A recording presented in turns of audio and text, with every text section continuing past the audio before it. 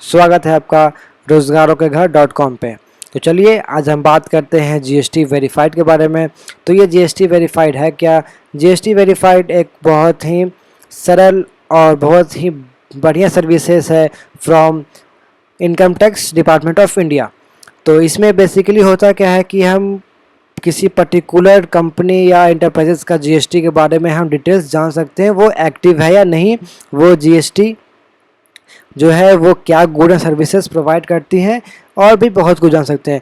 तो इसका मेन फ़ायदा हमें ये होने वाला है कि हम जब कहीं खाना खाने जाते हैं किसी रेस्टोरेंट में, तो वो बिल हम बिल को गौर से देखते नहीं हैं, उस पर जीएसटी भी मेंशन नहीं होता है, पर बिल में जीएसटी ऐड होता है तो हम जीएसटी भी पे कर देते हैं। तो जब भी आप भी कभी जब खाना खाने जा रहे हो तो जब बिल आए तो आप उस पर देख लिया करो कि जीएसटी नंबर है या नहीं है। अगर है तो आप फटाफट क्रोम पे जाके रोज़गारों के घर .com पे जाके आप उसको सर्च कर सकते हैं और देख सकते हैं कि ये जो जीएसटी है ये एक्टिव है या नहीं है। क्योंकि अगर जीएसटी एक्टिव नहीं है तो आपको जीएसटी देने की ज़रूरत नहीं है, पर अगर जीएसटी एक्टिव है तो आपको जीएसटी पे करना होगा। तो चलिए जानते हैं कि कैसे इसको देख सकते हैं। तो हमें आ जाना है रोज़गारों के घर .com पे, और उस पर आने के लिए हमें जाना होगा ब्राउज़र पे। आप किसी भी ब्राउज़र का यूज़ कर सकते हैं, मैं यूज़ करूँगा क्रोम ब्राउज़र। तो इस पर हमें आके लिखना है रोज़गारों का घर .com। तो देखिए जैसे ही हमें लिखा तो ये आ गया। तो जैसे ही इस पर क्लिक करूँगा तो ये हमारा खुल गया, और इस पर आपको आ जाना है फोर्थ शॉप नन CSC। आप इतना याद रखें कि जब भी आपको कुछ सोसाइटी रिलेटेड वर्क करना है या कुछ काम है तो आप फोटोशॉप या टूल पे जा सकते हैं। यदि आपको स्टूडेंट बेस्ड कुछ काम करना है तो आप फॉर लर्नर एंड कैंडिडेट पे जा सकते हैं। तो आप इस पे जैसे ही आएंगे तो इस सबसे पहला ऑप्शन है गवर्नमेंट सर्विसेज, तो आपको इस पर क्लिक करना होगा। क्लिक करते ही हम लोग आ जाएंगे ऑल गवर्नमेंट सर्विसेज के पेज पे।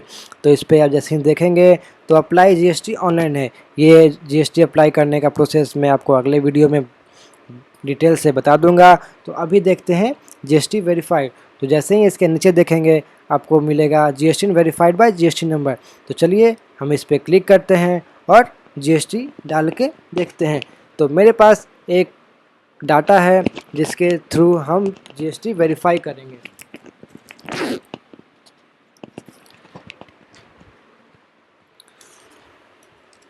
अगर ये जीएसटी इनवैलिड हुआ तो हमें इनवैलिड बता देगा, अगर जीएसटी वैलिड हुआ तो हमें वो चीज़ वैलिड भी बता देगा। तो चलिए हम यहाँ टाइप करते हैं जीएसटी, जिसके बारे में हमें जानकारी लेनी है।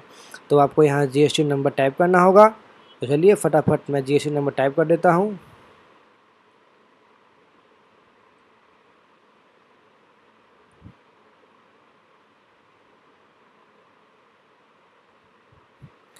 तो देखिए जैसे ही मैंने जीएसटी नंबर टाइप किया नीचे कैप्चा का ऑप्शन आ गया, तो हमें फटाफट कैप्चा भी फिल करना होगा।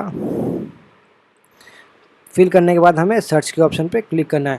तो जैसे ही हम सर्च के ऑप्शन पे क्लिक करते हैं हमारे सामने ये पूरा एक पेज खुल जाता है जो कि जीएसटी डिटेल्स का पेज है। तो हम चलिए हम एक एक करके समझते हैं कौन है, क्या है, कैसे है। तो यहाँ देखेंगे लीगल नेम ऑफ बिजनेस, यहाँ ट्रेड नेम आ रहा है, यहाँ डेट ऑफ रजिस्ट्रेशन आ रहा है। इसका मतलब ये जो रजिस्ट्रेशन है जीएसटी रजिस्ट्रेशन ये कब हुआ है, ये डेट है, वो किस ट्रेड नेम से बिज़नेस को किया जा रहा है, तो इस नेम से। और ऑनर का नाम या लीगल नेम क्या है, तो ये है कंस्टिट्यूशन ऑफ बिजनेस क्या है, प्रोप्राइटरशिप है, पार्टनरशिप है, एलएलपी है या ओपीसी है, तो यहाँ इस केस में प्रोप्राइटरशिप है। जी देखिए सबसे मेन चीज़ यहाँ है कि जीएसटी वेरीफाइड एक्टिव है या इनएक्टिव है। तो इस केस में जीएसटी एक्टिव है। टैक्स पेयर टाइप रेगुलर है। यहाँ ऑफिस का एड्रेस है जैसे कि एडमिनिस्ट्रेटिव ऑफिस, अदर ऑफिस और प्रिंसिपल प्लेस ऑफ बिजनेस।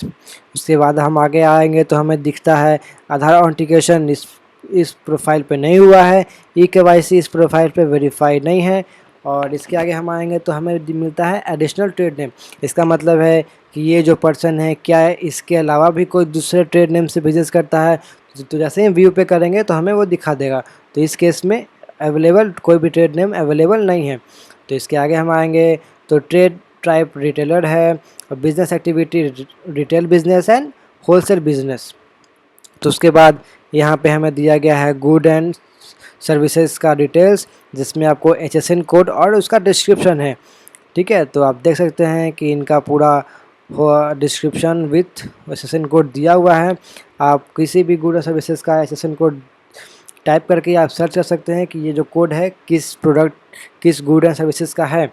और HSN का फुल फॉर्म होता है harmonised system of nomenclature of good and services.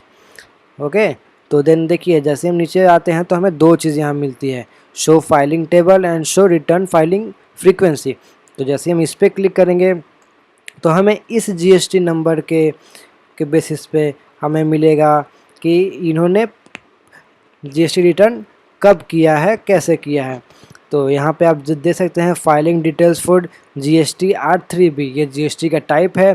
जब मैं GST का वीडियो बनाऊंगा तो GST के टाइप के बारे में आपको डिटेल से समझा दूंगा।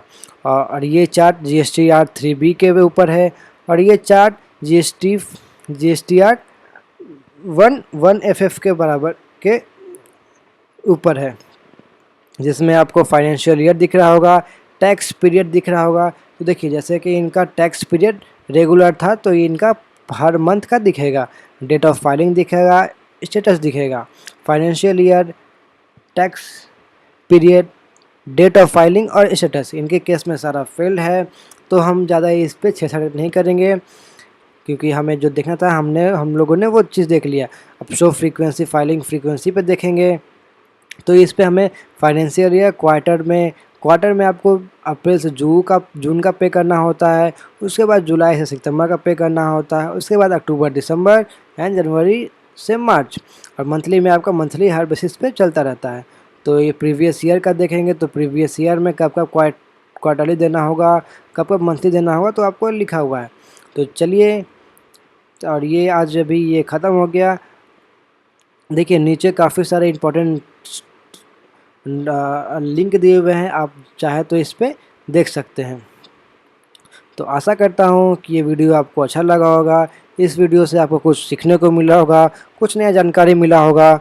अगर अच्छा लगा हो तो हमारे चैनल को लाइक एंड सब्सक्राइब कर दें और शेयर करना ना भूलें।